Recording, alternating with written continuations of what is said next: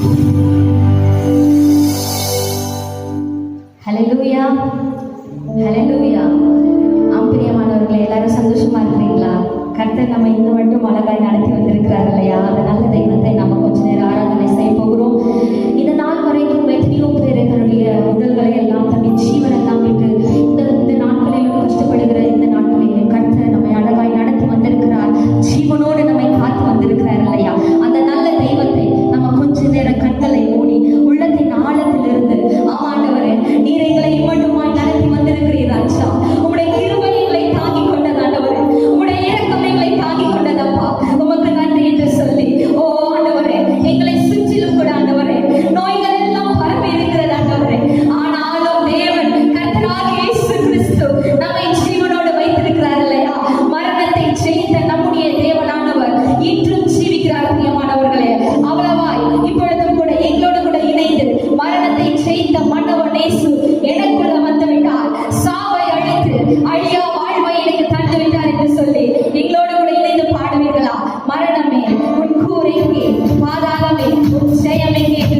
ஆமானவரே, எல்லாரும் கரங்களை தட்டி உற்சாகமாய் எங்களோடு கூட இணைந்து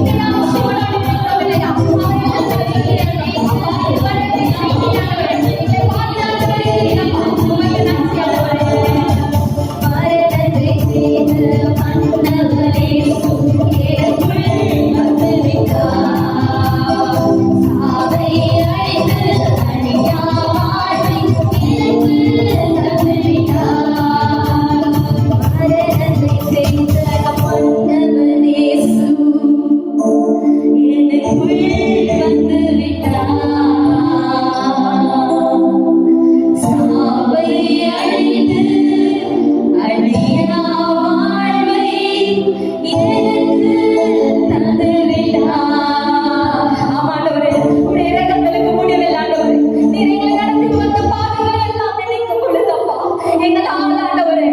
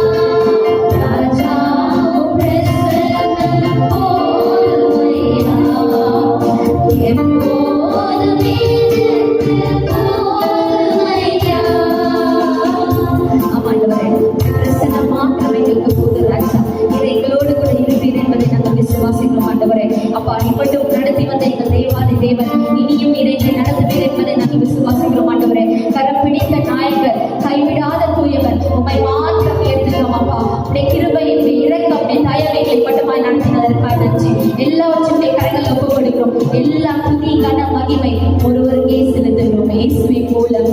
ஆமென். கிறிஸ்துவுக்குள் பிரியமானவர்களே, இயேசு கிறிஸ்துவின் நாமத்தில் உங்களை சந்திப்பதில் மகிழ்ச்சி அடைகிறேன். கர்த்தராகிய இயேசு கிறிஸ்து தாமே உங்கள் ஒவ்வொருவரையும் ஆசீர்வதித்து எல்லா தீங்குக்கும் விலக்கி காத்துக் கொள்வாராக என்று உங்களை வாழ்த்துகிறேன். இந்த நாளிலும் வாட்டி எடுக்கும் வாதை ஏன் என்ற தலைப்பில் வேதாகமத்திலிருந்து சில குறிப்புகளை உங்களோடு நான் பகிர்ந்து கொள்ள விரும்புகிறேன். இன்றைய காலகட்டத்தில் முழு உலகத்திலேயும் 200 நாடுகளுக்கும் மேலாக கடைசி கால அடையாளங்களில் ஒன்றாகிய கொள்ளை நோய் வந்திருக்கிறதை நாம் அறிந்திருக்கிறோம். லட்சக்கணக்கான மக்கள் பாதிக்கப்பட்டிருக்கிறார்கள். 2 லட்சத்திற்கும் அதிகமான மக்கள் இன்று வரை மடிந்திருக்கிறார்கள். இந்த கொள்ளை நோயை தடுத்து நிறுத்துவதற்கு தேவனாலே அன்றி வேறு ஒருவராலும் முடியாது என்கிறதினால் வல்லரசு நாடுகளும் திணறி கொண்டிருக்கிறது. இப்படிப்பட்ட சூழ்நிலையில் வாதை ஏன் வருகிறது என்று வேதாகமத்திலிருந்து சில காரியங்களை உங்களுக்கு நினைப்பூட்ட விரும்புகிறேன். 91ஆம் சங்கீதம் 10ஆம் வசனத்தில் இப்படி வாசிக்கிறோம், வாதை உன் கூடாரத்தை அணுகாது என்று சொல்லி. 1 ராஜாக்கள் 8ஆம் அதிகாரம் 37ஆம் வசனத்தில் புதிய ஆலயத்தை திறந்து வைத்துவிட்டு சாலமோன் இப்படி ஜெபிக்கிறான், கர்த்தாவே, உலகத்தின் எந்த மூலையிலும் மக்கள் கொள்ளை நோயினால் பாதிக்கப்பட்டு இந்த எருசலேமின் ஆலயத்திற்கு நேராக அவர்கள் வேண்டிக் கொள்வார்களானால் அவர்கள் ஜெபத்தை கேட்டு அந்த வாதையிலிருந்து நீர் அவர்களை விடுவிக்க வேண்டும் என்று கேட்டுக்கொண்டார். இப்படியெல்லாம் வாக்குத்தத்தங்கள் நமக்கு இருக்கும்போது ஏன் வாதை வருகிறது? 7 குறிப்புகளை உங்களோடு நான் பகிர்ந்து கொள்ளப் போகிறேன். முதலாவது, யாத்திராகமம் 9ஆம் அதிகாரம் 14ஆம் வசனத்தை வாசிக்கும் போது பார்வோனை நோக்கி மோசேயின் மூலமாய் தேவனாகிய கர்த்தர் சொல்லுகிறார், என் ஜனங்களை போக விடாதிருந்தால் சகலவிதமான வாதைகளையும் எகிப்து தேசத்தின் மேல் அனுப்புவேன் என்று கர்த்தர் சொல்லுகிறார். ஆனால் எகிப்தின் ராஜாவாகிய பார்வோன் இஸ்ரவேல் ஜனங்களை அவன் அனுப்பவில்லை. ஆகவே 10 விதமான வாதைகளை அனுப்பி கடைசியா எகிப்து தேசத்தில் இருக்கிற தலைச்சன் பிள்ளைகள் எல்லாரும் மரணமடையக்கூடிய வாதையை ஆண்டவர் அனுப்பினார். அதுல லட்சக்கணக்கான தலைப்பிள்ளைகள் மரித்து போனார்கள். இதற்கு என்ன காரணம்? யாத்திராகமம் 9ஆம் அதிகாரம் 35ஆம் வசனத்தை வாசிக்கும் போது பார்வோனின் இருதயம் கடினப்பட்டது என்று எழுதப்பட்டது. ஆகவே ஒரு ஜனத்தின் மேல், ஒரு தேசத்தின் மேல் வாதை வருவதற்கு என்ன காரணம் என்றால், எப்பொழுது ஆளுகிறவர்கள் அல்லது ஜனங்களுடைய இருதயம் கர்த்தருக்கு முன்பாக கடினப்படுகிறதோ அப்பொழுது வாதை அனுப்பப்படுகிறது. கர்த்தருடைய நாமத்திற்கு மகிமை உண்டாவதாக. இன்றைக்கும் முழு உலகத்திலே இந்த ஒரு பெரிய வாதை வந்திருப்பதற்கு என்ன காரணம்? இந்த உலகத்திலே இருக்கிற கோடிக்கணக்கான மக்களுடைய இருதயம் கடினப்பட்டு கிடக்கிறது. மனசாட்சி செத்து கிடக்கிறது. கிராமத்தில் ஒரு பழமொழி சொல்லுவார்கள், இலை சோற்றில் முழு பூசணிக்காயை மறைப்பது என்று. செய்யறதெல்லாம் செஞ்சுட்டு ஒண்ணும் தெரியாத மாதிரி சில ஆட்கள் இருப்பாங்க பாருங்க. அவங்கதான் இருதயம் கடினப்பட்டு போனவர்கள். இன்னொரு பழமொழியும் சொல்லுவார்கள், கடப்பாறையை முழுங்கிட்டு கசாயம் குடிச்சானா ஒருத்தன். ஆகவே இன்றைய மக்கள் அநேக அக்கிரமங்களையும் அநியாயங்களையும் பாவங்களையும் துன்மார்க்கத்தையும் செய்துவிட்டு ஒன்று உணராதிருக்கிறார்கள் பாருங்கள். அதுதான் இருதய கடினம். மனிதன் என்றால் தான் செய்த தவறை உணர வேண்டும், உணர்ந்து திருந்த வேண்டும். அப்படிப்பட்டவர்களுக்கு ஆண்டவர் இரக்கம் செய்வார். ஆனால் இன்றைய காலத்தில் கோடிக்கணக்கான மக்களுடைய இருதயம் கடினப்பட்டு போயிருக்கு. செய்யறதெல்லாம் செஞ்சுட்டு கொஞ்சம் கூட மனஸ்தாபப்படாமல், உணர்வடையாமல், ஒன்றும் தெரியாதது போல இன்றைக்கு வாழ்ந்து கொண்டிருக்கிறார். ஆகவேதான் ஆண்டவர் இந்த வாதையை அனுமதித்தார். இந்த நாளில் என்னுடைய இருதய கடினத்தை நாம் உணர்ந்து, நம்முடைய பாவங்களை உணர்ந்து நாம் மனம் திரும்பும் போது ஆண்டவர் இந்த வாதையிலிருந்து நம்மை விடுதலையாக்குவார். இரண்டாவது, லேவியராகமம் 26ஆம் அதிகாரம் 21ஆம் வசனத்தை வாசிக்கும் போது, என் ஜனங்கள் என் வார்த்தைக்கு செவி கொடுக்காமல் எனக்கு எதிர்த்து நின்று கீழ்ப்படியாமல் போனால் அவர்கள் மேல் ஏழத்தனையான வாதைகளை அனுப்புவேன் என்று சொல்லுகிறார். ஏன் வாதம் வருது? தேவனுக்கு கீழ்ப்படியாமல் போகும்போது, தேவனுடைய வார்த்தைக்கு செவி கொடுக்காமல் போகும் பொழுது, அவருக்கு எதிர்த்து நிற்கும் போது வாதை வருகிறது. அருமையான கர்த்தருடைய பிள்ளைகளை, எத்தனை தடவை ஆண்டவர் நம்மோடு கூட பேசிக்கொண்டே இருக்கிறார். ஆதி முதல் இந்த பாவம் தொடர்ந்து வந்து கொண்டே இருக்கிறது. கீழ்ப்படியாமை என்னும் பாவம் ஏதேன் தோட்டத்தில் ஆரம்பமானது. அந்த பாவத்தினால் வந்ததுதான் சாபம். அந்த சாபத்தினால் வந்ததுதான் மரணம், வியாதி, நரகம். இந்த நாளிலும் நாம் தேவனுடைய வார்த்தைக்கு கீழ்ப்படிவோமா? எத்தனை தடவை பாவத்தை விட்டு மனம் திரும்ப வேண்டும் என்று ஆண்டவர் நம்மோடு பேசிக் கொண்டிருக்கிறார். கீழ்ப்படுகிறோமா? பிதா, குமாரன், பரிசுத்தாவியின் நாமத்தினாலே ஞானஸ்நானம் எடுக்க வேண்டும் என்று எத்தனை தடவை ஆண்டவர் உணர்த்தி இருக்கிறார். கீழ்ப்படித்திருக்கிறோமா? ஒருவன் மனம் திரும்பி அவன் ஆவியினாலும் ஜலத்தினாலும் பரவாவிட்டான் தேவனுடைய ராஜ்யத்தை காண மாட்டான் என்று ஆண்டவர் தெளிவாய் சொல்லி இருக்கும் பொழுது, பரிசுத்தாவின் அபிஷேகத்தை பெற்றுக் கொள்வதற்கு நாம் கீழ்ப்படிந்திருக்கிறோமா?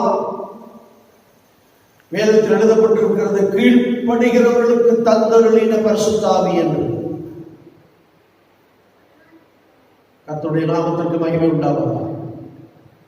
பரிசுத்தமாய் வாழ வேண்டும் என்று ஆண்டவர் நமக்கு சொல்லி இருக்கிறாரே, கீழ்ப்படிந்திருக்கிறோமா? கீழ்ப்படியாததினாலே தான் இந்த வாதை அனுமதிக்கப்பட்டிருக்கிறது. இந்த நாளில் கர்த்தருடைய சத்தத்துக்கு, கர்த்தருடைய வார்த்தைக்கு பரிசுத்த ஆவியானவர் நம்மை உணர்த்துகிற விஷயங்களுக்கு நாம் கீழ்ப்படிவோமாக.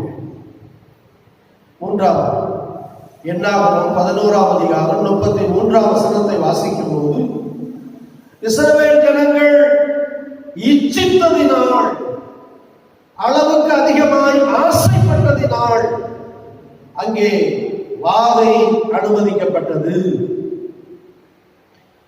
இச்சை என்கிற வார்த்தைக்கு ஆசை, அளவுக்கு மீறின ஆசை என்ற அர்த்தம். இன்றைக்கு உலகத்தில் பாருங்கள், மனிதன் தன் நிலை மறந்து அளவுக்கு மீறிய ஆசைகளோடு இச்சைகளோடு வாழ்ந்து கொண்டிருக்கிறார்கள். சாப்பாடு, சம்பாதிக்கிற பணத்தை எல்லாம் சாப்பிட்டே திருக்கிறார்கள். சிலருக்கு டெய்லி சிக்கன், மட்டன், ஃபிஷ், இறைச்சி தேவைப்படுகிறது. அதனாலதான் நீங்க ஹோட்டல்லாம் பெருகிடுச்சு.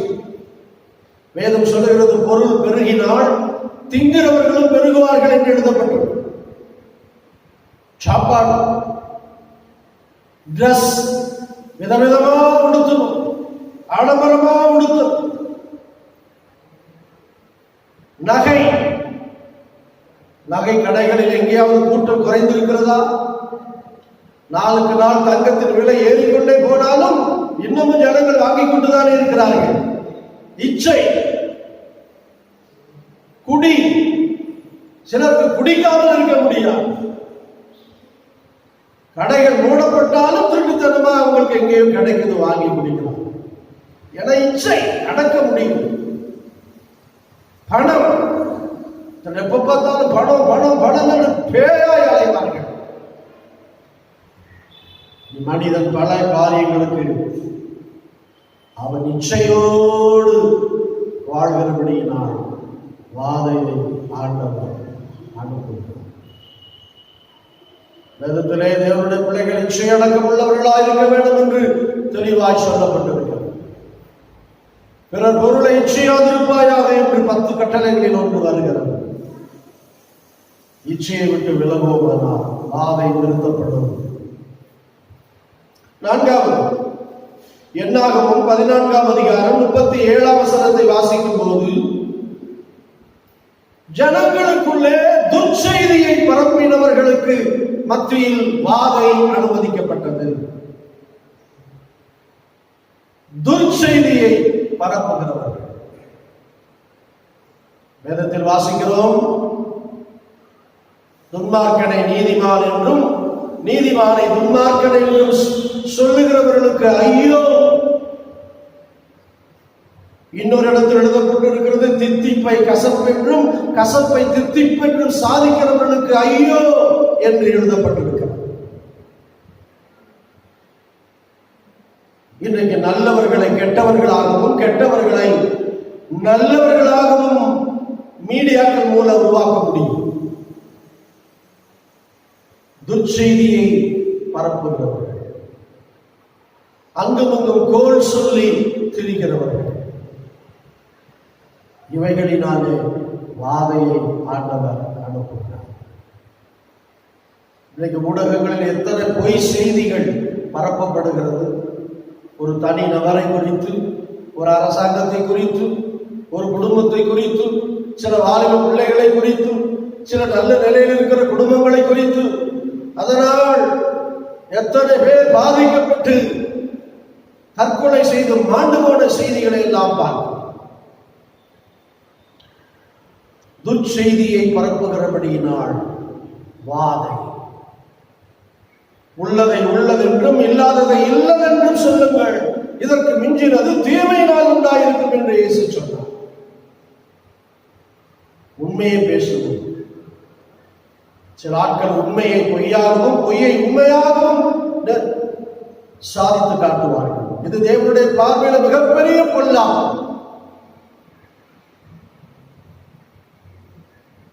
இதற்கு நாம் நம்மை விளக்கி காத்துக்கொள்வோம்.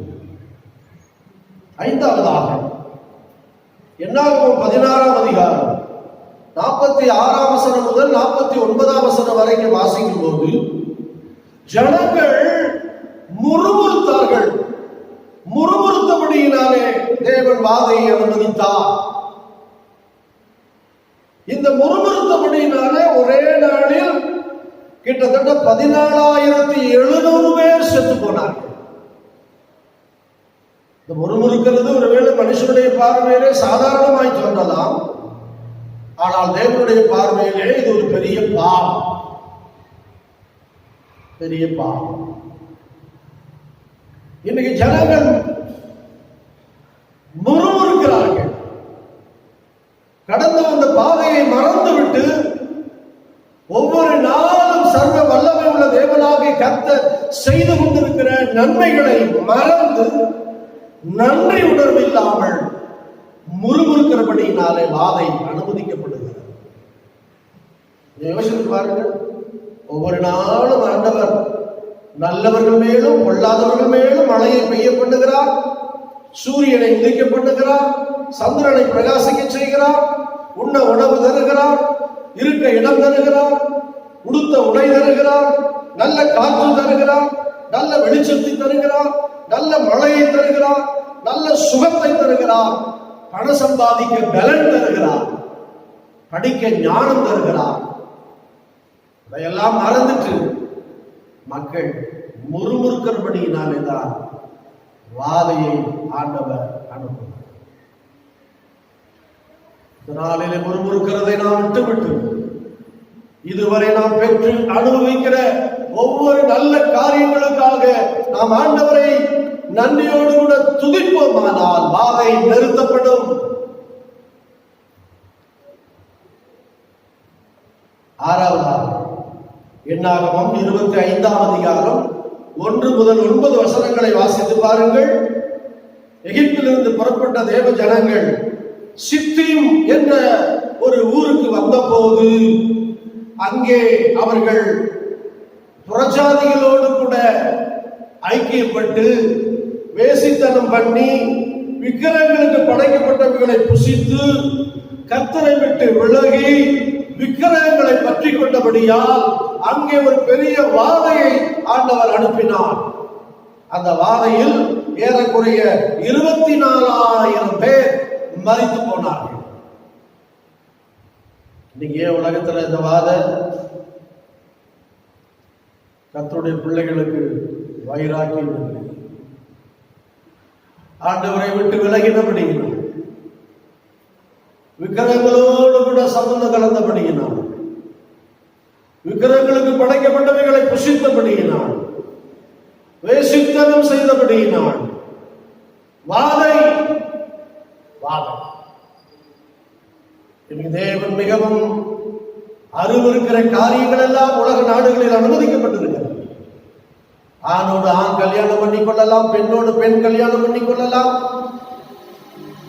என்றெல்லாம் சட்டங்களை ஏற்றுகிறார்கள். சில சபைகளில் இப்படிப்பட்ட காரியங்களை அனுமதிக்கிறார்கள். சில போதகர்கள் இப்படிப்பட்ட தவறான திருமணங்களை முன்னின்று நடத்துகிற அவலட்சணமான காரியங்களை எல்லாம் பார்க்கிறோம், கேட்கிறோம். ஆகவே இந்த நாட்களில் நாம் கர்த்தரை விட்டு விலகாதபடிக்கு நாம் மறுபடியும் ஆண்டவர் பக்கமாய் திரும்பும். ஆண்டவரை உறுதியாய் பற்றிக் கொள்வோம். ஒரு பரிசுத்தமான வாழ்க்கை வாழ்வதற்கு நம்மை அர்ப்பணிப்போம். எங்கே தவறினோம் என்பதை உணர்ந்து ஆண்டவர் சமூகத்திலே நம்மை தாழ்த்தும். அப்பொழுது வாதை நிறுத்தப்படும். வாதை நிறுத்தப்படும். கடைசியாக 7வது குறிப்பு 2 சாமுவேல் 24ஆம் அதிகாரம் 15ஆம் வசனத்தை வாசிக்கும் போது இஸ்ரவேலின் மேல் ஒரு பெரிய வாதை வந்தது. அது ஒரு கொள்ளை நோயாக வந்தது. இன்றைக்கு வந்திருக்கிற கொரோனா என்ற ஒரு கொள்ளை நோயை போல இந்த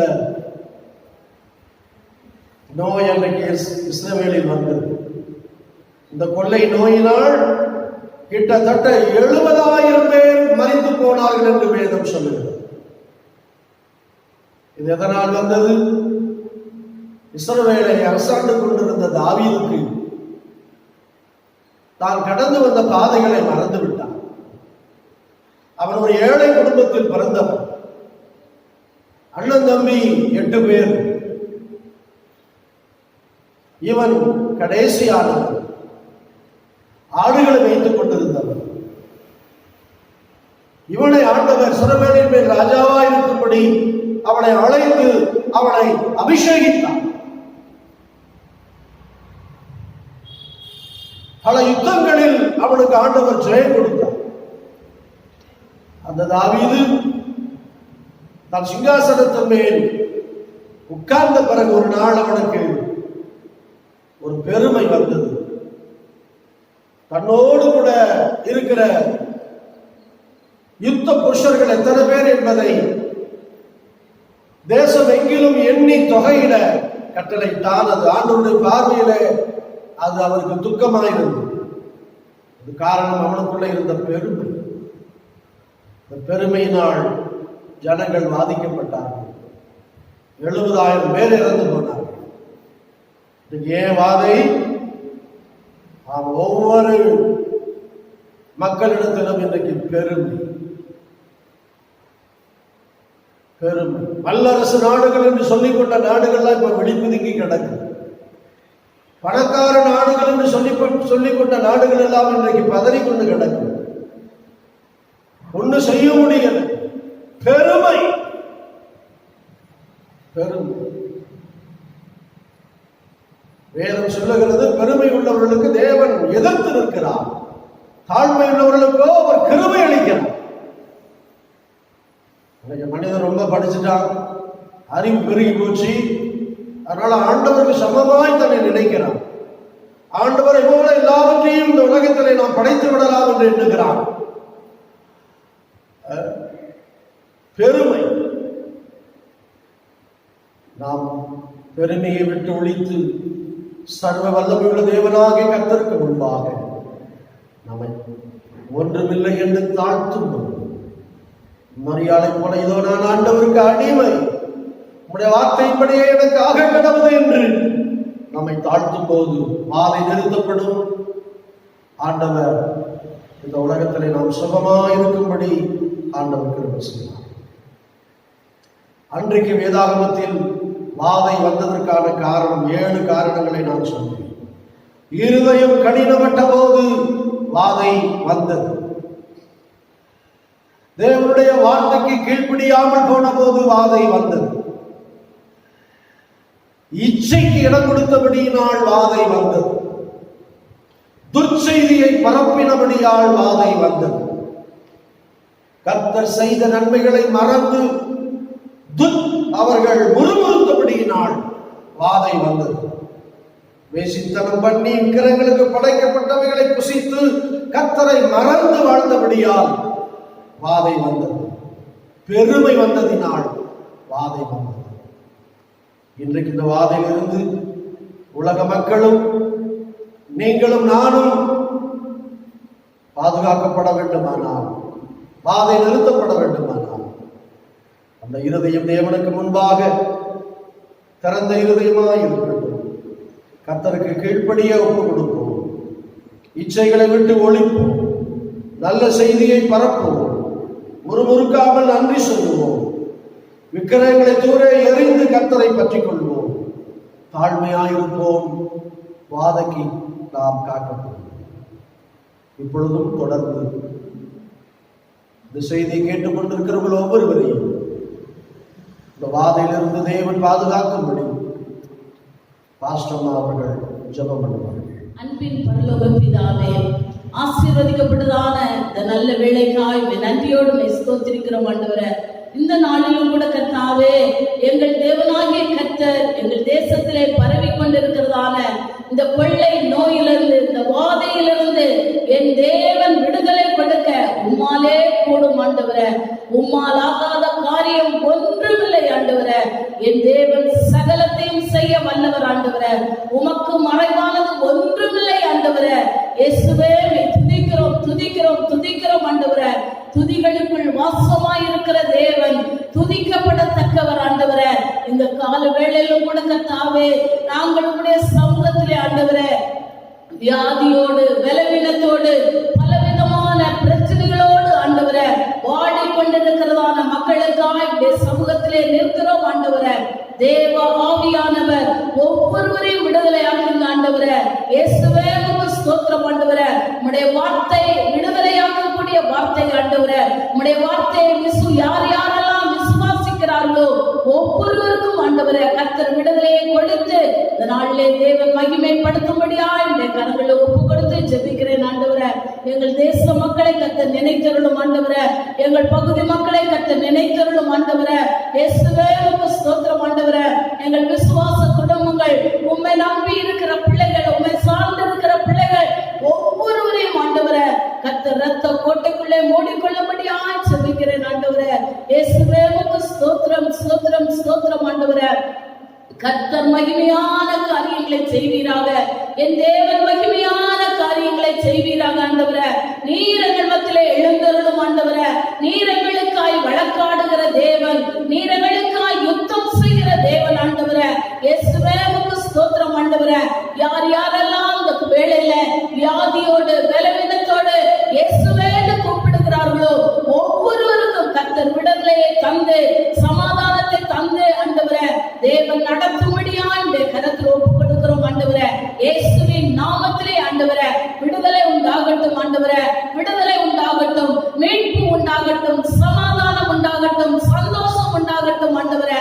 கர்த்தரை தெய்வமாய் கொண்ட ஜனம் பாக்கியம் உள்ளது ஆண்டவரே. பாக்கியம் உள்ளவர்களாய் தேவன்களை தெரிந்து கொண்டதற்காய் ஸ்தோத்திரம் ஆண்டவரே. தொடர்ந்து கர்த்தர்களை நடத்துங்க, பெரிய காரியங்களை செய்யுங்க ஆண்டவரே.